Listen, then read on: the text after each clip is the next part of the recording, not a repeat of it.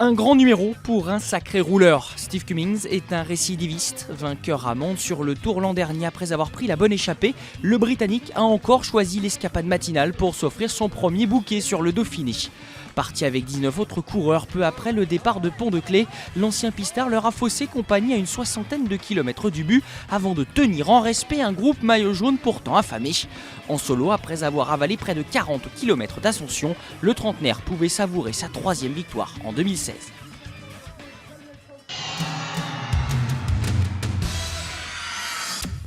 Au lendemain de la première victoire de Thibaut Pinot sur le critérium du Dauphiné, c'était sur l'étape Rennes, au lendemain du show AG2R et de la belle opération de Romain Bardet au classement général, place à la dernière étape, 151 km entre le Pont-de-Claix et Superdévoluy, avec les principales difficultés dans les 50 derniers kilomètres de col de première catégorie, le col de Moissière et celui du Noyer. Enfin, les coureurs pourront s'expliquer lors de la montée à Superdévoluy, un col de catégorie 3 de 4 km à près de 6% de moyenne.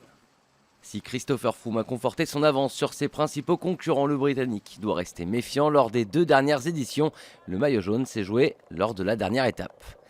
Après de nombreuses tentatives dans le peloton, une vingtaine de coureurs va finalement réussir à s'échapper au kilomètre 32. Parmi eux, Stephen Cummings, le Britannique, lâché au classement général sans qu'il y ait un bon coup à jouer pour la victoire d'étape. Il part en solitaire. Il est le premier à franchir le sommet du col de la Moissière avec 4 minutes d'avance sur le peloton, emmené par les Ethics et les Sky.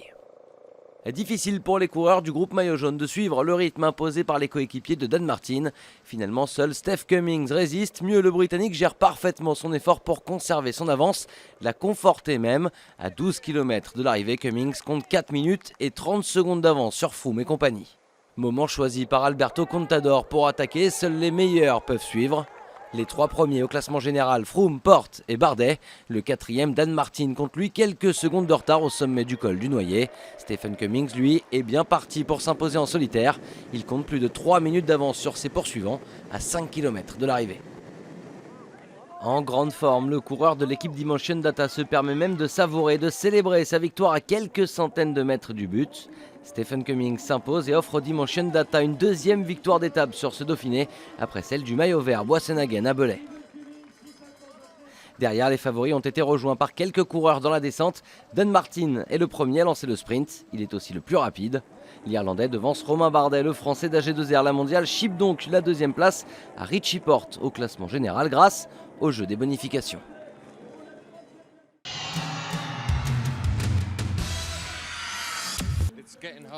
C'est de plus en plus difficile de gagner. Je sentais qu'il fallait que je force le destin, que je tente quelque chose. Je n'avais pas la victoire d'étape en tête en réalité. À la base, j'ai juste pensé que ce serait un bon entraînement pour le Tour de France. Je me disais aussi qu'après le col, il y avait des chances que du monde ait été lâché et que les favoris se regardent un peu. Il y avait donc un coup à jouer. C'est une étape que j'avais cochée sur le parcours, donc je suis vraiment ravi. C'est ma 3e course à étape du World Tour cette année et c'est la 3e fois que je remporte une étape, donc c'est vraiment bien.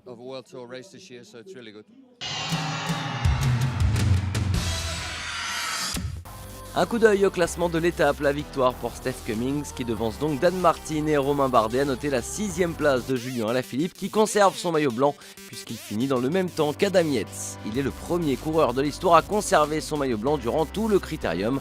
Enfin, c'est l'Érythréen Tekle Manot qui remporte le maillot à pois.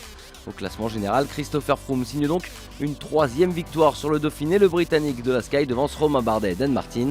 Porte et Contador sont respectivement 4e et 5e. 3 Français dans le top 10. Bardet donc, Alaphilippe 6e et Pierre Rolland 10e. C'est donc dans le massif du Dévoluy que le rideau est tombé sur cette 68e édition. Riche en émotions, en rebondissements et en cartes postales. Un bel apéritif en somme à 3 semaines du départ du Tour de France.